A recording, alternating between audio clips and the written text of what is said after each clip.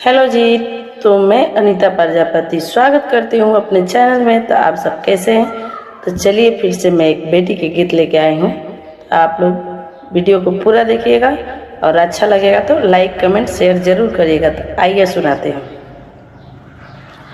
के करा हीरो वाले गंगा बढ़ी आइले, के करा हीरो वाले जमुना आए, के करा हीरो वाले चरण धोती भिजले, के करा हृदय कठोराय आमा के रोवाले गंगा बढ़ी आइले, पापा के रोवाले जमुना है आहे, भैया के रोवाले चरण धोती भिजले, भाभी के हृदय कठोराय आहे, भैया के रोवाले चरण धोती भिजले, भाभी के हृदय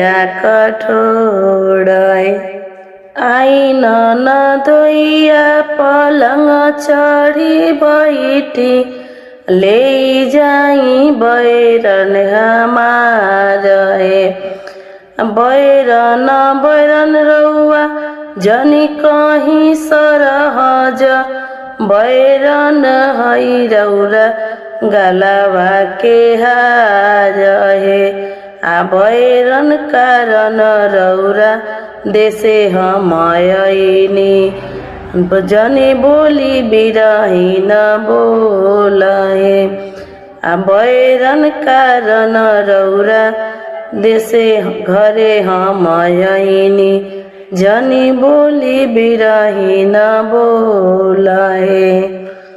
तरवल के गीत कैसन लागल है? तो अच्छा लागल है तो लाइक कमेंट शेयर और फॉलो कर मत भूलें लोग।